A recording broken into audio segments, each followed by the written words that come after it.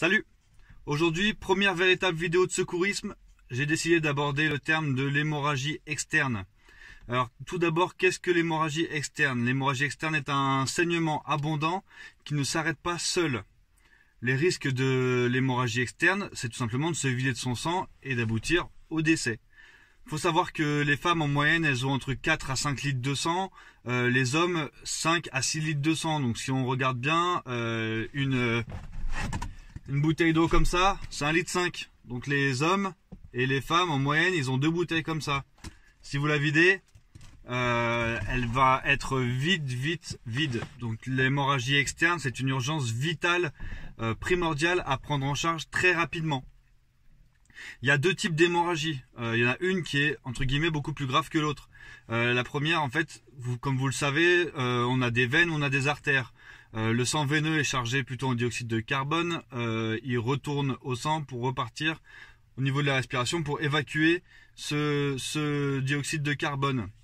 Donc il se trouve que le sang veineux, il est beaucoup moins sous pression que le sang artériel dont on parlera juste après.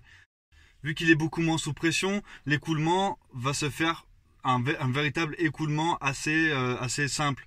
Donc du coup, une hémorragie entre guillemets veineuse, ça va être très simple à prendre en charge, contrairement à l'hémorragie artérielle qui elle est beaucoup plus sous pression.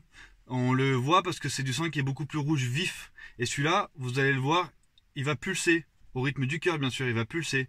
Donc du coup, quand vous allez avoir une hémorragie sur, par exemple, une artère humérale, par exemple, qui se trouve juste ici, une artère humérale, vous avez une hémorragie dessus, vous allez voir le sang qui va gicler. Donc ça, par contre, c'est ultra dangereux parce que on se vide très vite. Donc, comment faire quand on est en face d'une hémorragie? La première chose à faire, tout d'abord, ça va être la protection. Ça se fait en quelques millisecondes, en quelques secondes. Protection, si jamais c'est une hémorragie qui est suite à, imaginons, quelqu'un qui s'est coupé avec une tronçonneuse, par exemple, et ben on va faire en sorte que la tronçonneuse elle soit plus dangereuse. On va soit la couper, soit l'éloigner la personne si vraiment on n'a vraiment aucun autre choix.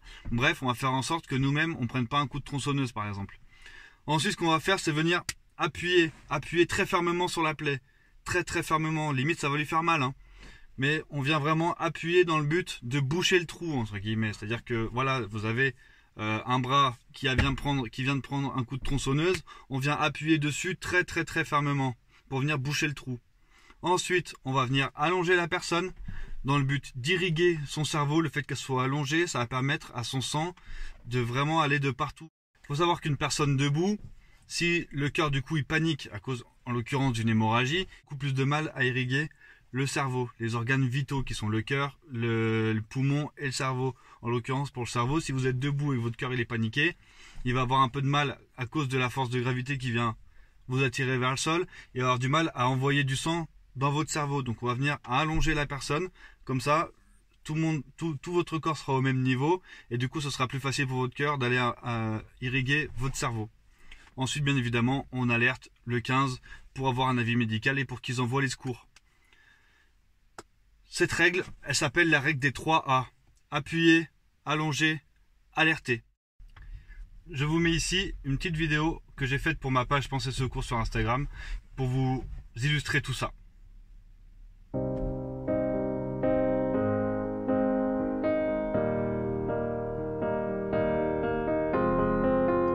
I will run, I will climb, I will soar. I'm undefeated. Oh, jumping out of my skin, pull the cord. Yeah, I believe it. Par la suite, si jamais il faut vous libérer, que ce soit pour l'alerte, pour faire quoi que ce soit, s'il y a une autre victime à côté ou quoi, on va pouvoir venir poser un pansement compressif. Donc un pansement compressif, c'est pas un garrot. J'insiste là-dessus, un pansement compressif, ça va être, par exemple, vous voyez, qu'est-ce que j'ai dans mon camion? Des serviettes comme ceci, ou alors idéal encore, un paquet de mouchoirs. Venez plaquer le paquet de mouchoirs. Si vous voulez, vous pouvez enlever le plastique, hein, mais même avec le plastique, ça peut marcher aussi potentiellement. Plaquer le paquet de mouchoirs et on vient entourer avec du tissu. On vient serrer, pas trop fort, comme je vous dis, c'est pas un garrot. Mais par contre, il faut que vous puissiez passer un doigt dessous, mais il faut que ce soit bien serré. Si jamais vraiment vous voyez que ça continue de saigner, que ça vient imbiber, ça vient tout imbiber, que ça continue, là on va pouvoir venir poser un garrot. Pour les garrots, je vous ferai une autre vidéo pour vous expliquer quel garrot choisir, comment mettre un garrot, en l'occurrence de celui que j'ai choisi moi, et comment mettre un garrot de fortune, si jamais vous n'avez pas de garrot tout simplement.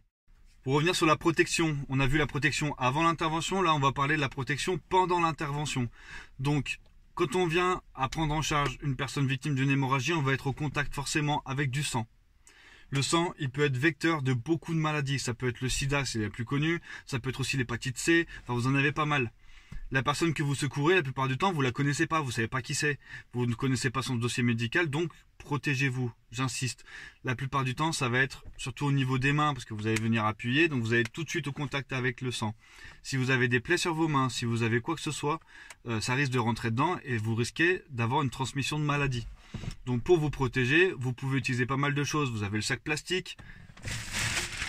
Vous avez des petites serviettes. Vous avez votre t-shirt s'il est propre. Vous avez, surtout moi ce que j'ai, et je vous en parlerai sur la vidéo de l'EDC. Moi j'ai j'ai toujours ça dans ma poche arrière. Et dedans j'ai des gants. Je les ai pris en taille L, le plus gros possible. Comme ça, je sais que ça passe, même si j'ai les mains un peu humides, moites ou quoi. Comme ça au moins je suis sûr qu'on est bien. Donc protégez-vous et protégez-vous même si vous n'avez pas forcément de plaie apparente. On ne sait jamais, ça se trouve vous pouvez même vous faire la plaie sur les lieux. Si c'est quelqu'un qui a une hémorragie à cause d'une vitre brisée par exemple, vous pouvez vous-même vous faire une plaie directement. Donc protégez-vous toujours. Super important, ça serait quand même dommage que vous regrettiez à vie ce genre de choses, quoi. Surtout quand c'est évitable.